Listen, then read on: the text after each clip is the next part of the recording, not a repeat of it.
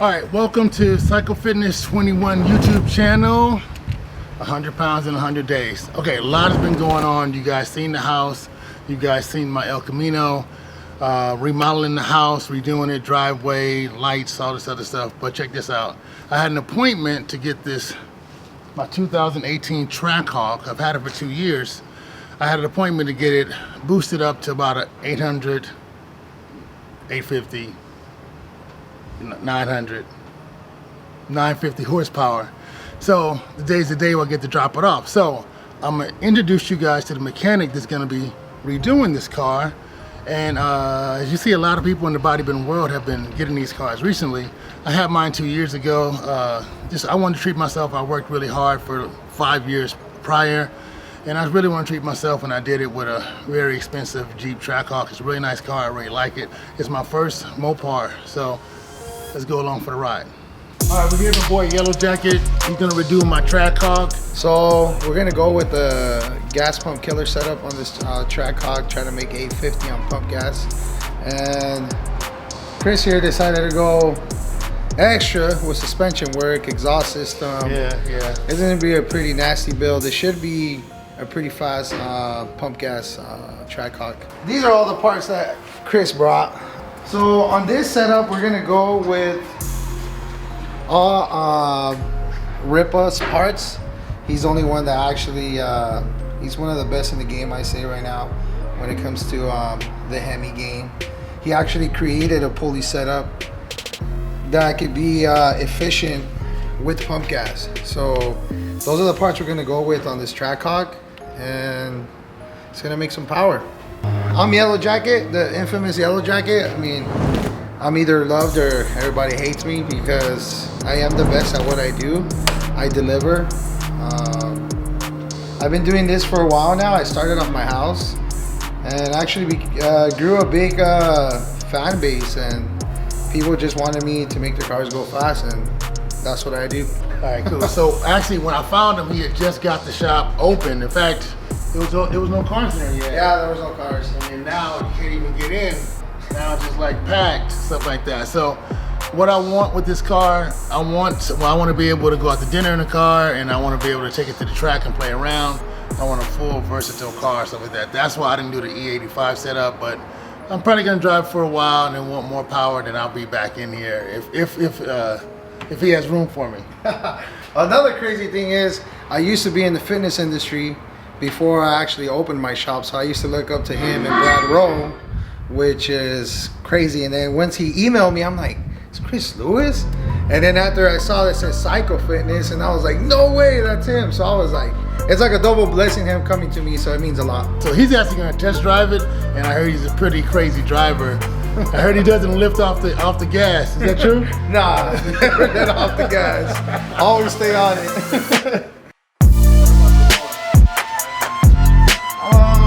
It should be, how much is the drop on that? You'll be alright. Right now I'm putting idler pulley, the Ripple one, so it will get more boost. Basically, you won't lose that much boost with this pulley. You actually gain boost with that pulley.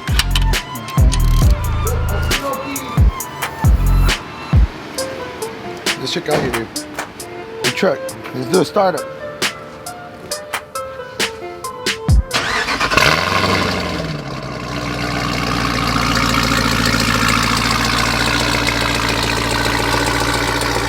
What the fuck you doing, man? That's what you wanted! What the fuck? I thought this was a little grocery getter. That's what you wanted, I delivered. Oh, the response is very good.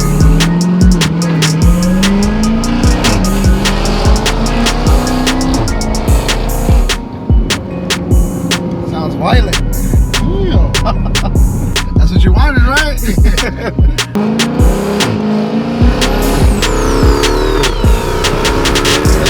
850 package. This is stock. Just the exhaust system.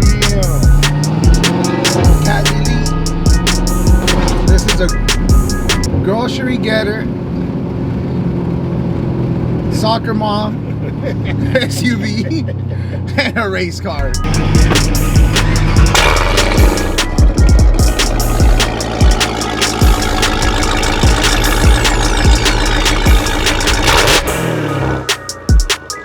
this is your stock exhaust right here. So what do you think about the boiler? Personal opinion, I think it's one of the best ones. So we did the Borla attack on this truck, and then we deleted the cats also, and then hopefully by this week we should start lowering it and start putting all the pulleys inside the truck and make the thing scream actually now. How many horsepower you expect? We can't say that. Can't say that. What if you could say it, what would you say? Hopefully in the 9s, around there. Hopefully. Oh, shit. Let's see how it goes. Oh shit. So this is the new. I'm not really endorsing the Jay Cutler's signature hairstyle as of right now. But by the time we get back to Expos, Dave, I'll be having plenty of hair. Don't worry. Okay, so we got Ron here today, and we did 3 sets previous to this working set of lat pull down. And what I'm doing is, you see, I'm leaning into his back. I have my forearm across his back, and what I'm trying to do is stop him from leaning back and change the angle. I want him to pull straight down with his elbows in front of his body to attack the lower outside. Whew, so that's set 2 of this beast, and it didn't get any better. But I'm past the awkward stage of this, where I struggle to get my body in position and everything. So now it's just a matter of me manning up and doing shit now. So whew. Hopefully, not too many more of these, but it's working. All right, so this is an exercise I came up with. This is called the psycho side lat. It looks crazy and very unorthodox, but it really works for isolating the lat. As you see, I have my leg on the inside of his leg holding him down, while his other leg, right leg in this frame, is actually being supported by the actual machine. And what he's doing, he's pulling down on the arm that is closest to me and focusing on his lat. This is also for him, so anybody with high lats or they can't feel their lats, this will definitely isolate it where you can feel it. That was the last set of this nastiness. And it's just a very deep fatigue that comes from the inside. Whew. So that's what I mean with, it's like it gasses me out, because it's not as extreme, but it's a very similar feeling to grappling for like a minute straight with somebody.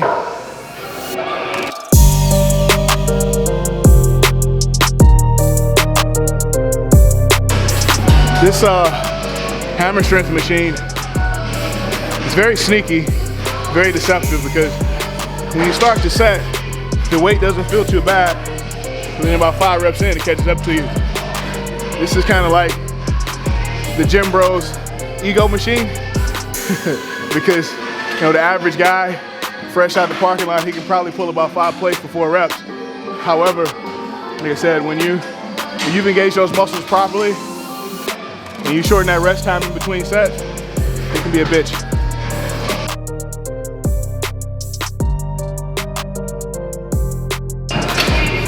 So I've been lifting for a very long time, but one of the things I really suck at is using wraps.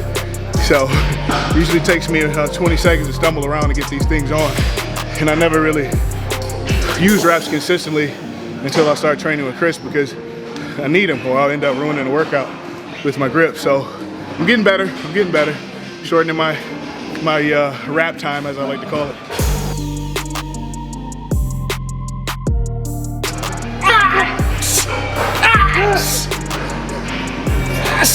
Most exercises actually mimic a pose. So when you look at this exercise and you look at my hand position, I'm rowing from down to up into my lower back. And that's pretty much engaging my Christmas tree action in the back. And that's very important for me because I have a really great structure and I'm really good from the side. So if I'm just standing there next to guys up front or I'm turning to the side, I'm good. But because I have a large structure, there's a lot of gaps I have to fill into my frame. And exercises like this, pull downs, countless reps, and continuously telling myself to engage my back in between sets and all that kind of good stuff. That's what's going to help bring out the details in my back and to help me in some of the areas where I struggle right now.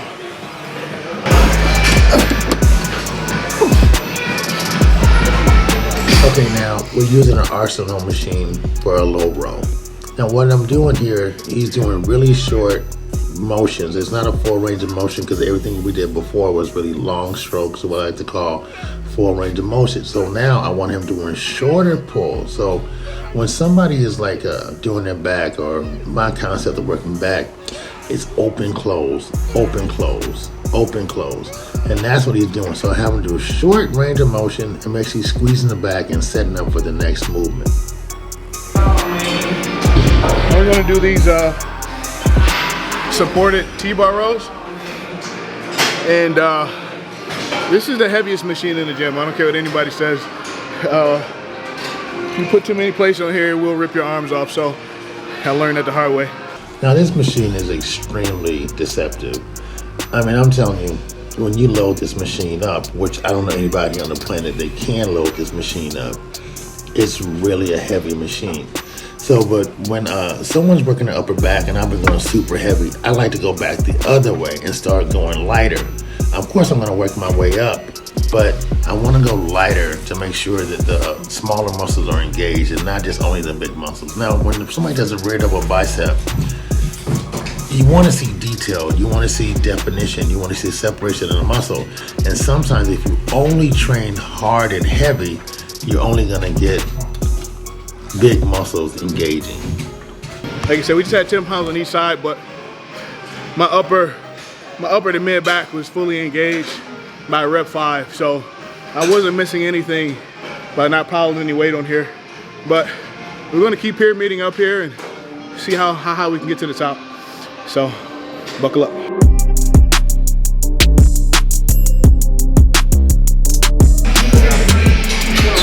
That was set 2. Obviously the weight was a little bit heavier. Nothing crazy, but again, it's my job to engage the muscle. No matter if I'm just posing, it's extremely heavy, or medium weight in that case. And as I see a 45 out the corner of my eye, it's about to get serious.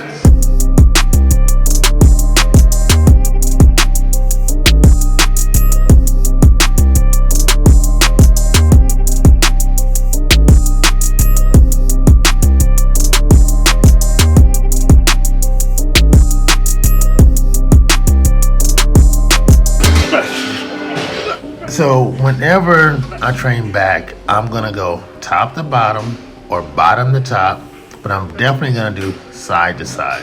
So I'm a big fan of doing some type of fly movement for back. And some people might say, well, that's working the rear delt. Yeah, you're right, it is working the rear delt, and it's working the trap, and it's working the upper lat, and it's working the rhomboid. Yes, it is, but sometimes you have to work the pose, not just the muscle. So even your back training consists of training back, right? But the rear double bicep pose consists of the bis, the tris, the shoulders, all that. So you have to make sure you're training not just the body part, but for the actual pose. It's not a row. You're not really hitting rear delts. Kind of hitting directly into the mid upper back. And you don't really realize you did this exercise until about 2 days later. You're trying to sleep. And you're like, damn, who the hell hit me with a baseball bat?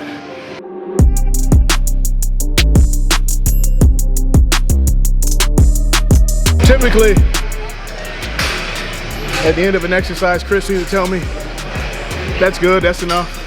But usually, if he's close enough to me, he'll tap me. So sometimes when I get really, really tired, I start feeling phantom taps that really ain't there. Come on. You're really striving for that last 3 inches of the movement. And all of that blood and lactic acid is literally bound into the area you're trying to contract. So I can literally sit here without any weight and still try to force it with that movement, and it's going to cause a lot of discomfort. So when you add an element of resistance to it, it's a very difficult exercise at the tail end of a back workout.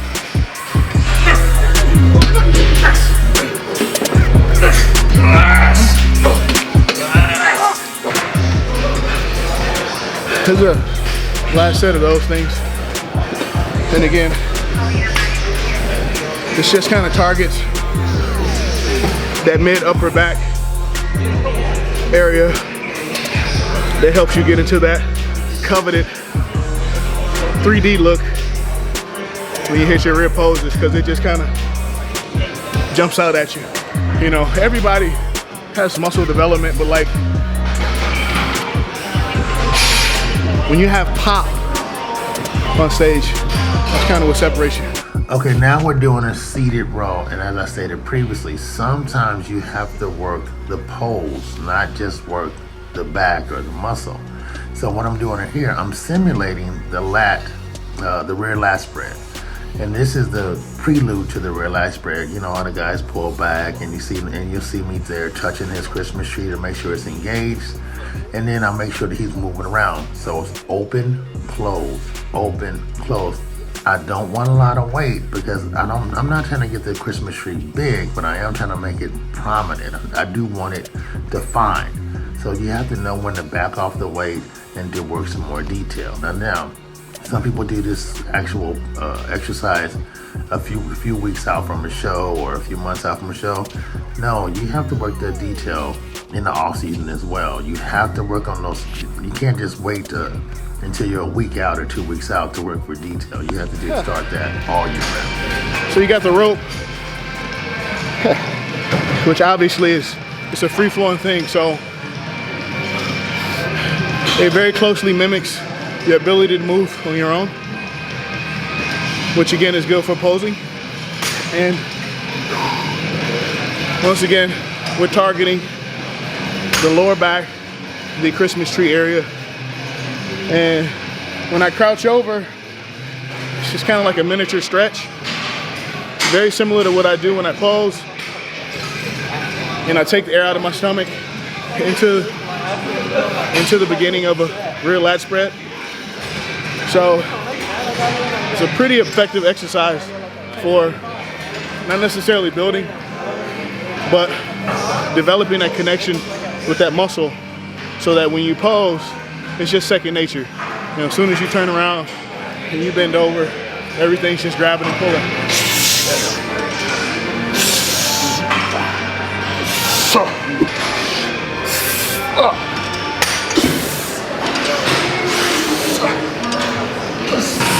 I know I'm doing the exercise correctly because I started to cramp in my obliques. Because as I go forward with the exercise, I'm engaging my core as I curl over. So by about rep 6, got a pretty good cramp going. All right, so check it out. So we're gonna pour the concrete today. So we're gonna wet the ground. They don't want the concrete to dry too fast, so they're gonna wet the ground. The concrete pumper here.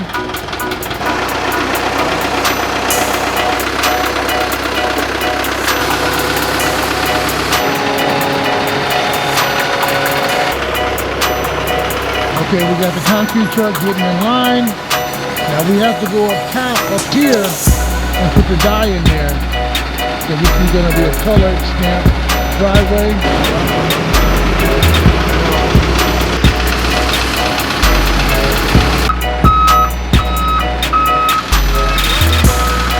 Base, 3 inches in for a base.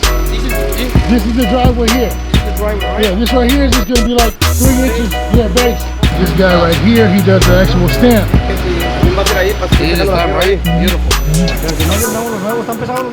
This is how my mind works. It's like I go from my cars, to my home, to training bodybuilders getting ready for a show. And it's always me finding something the way it is and then altering it or changing it or making it become better or hopefully become better.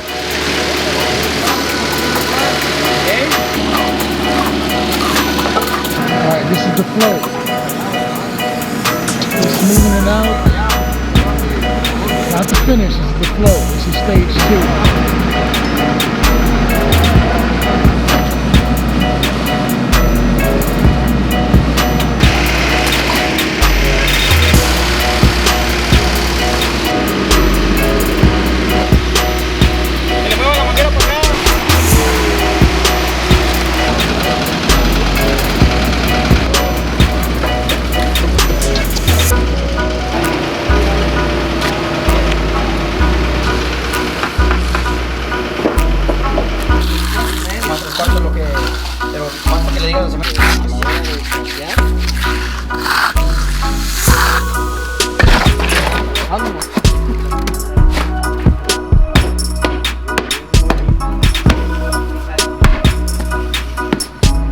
So mixing it up a little bit, and throw it in there. We choose the second color for the sand.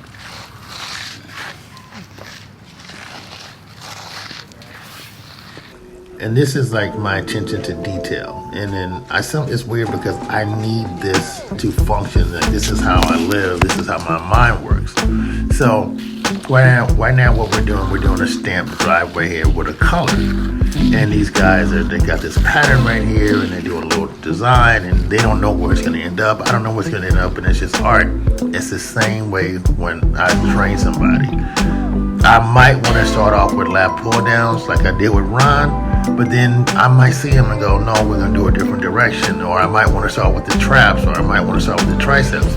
It's the same thing as I do with my cars. I'll drive the car and I say, this is the way it can be better. So that's why I'm showing you guys the house, and I'm showing you guys Ron, I'm showing you the cars, because it's all the same to me. I have to make it better, I have to make it original, and I have to put a twist on it. So that's why you're seeing this driveway stuff. And I just want to give you guys a little bit more how my mind works and how my life and how my day go. And go from training people to car project to house project to online dieting to whatever. It's all the same to me. It's always making something better.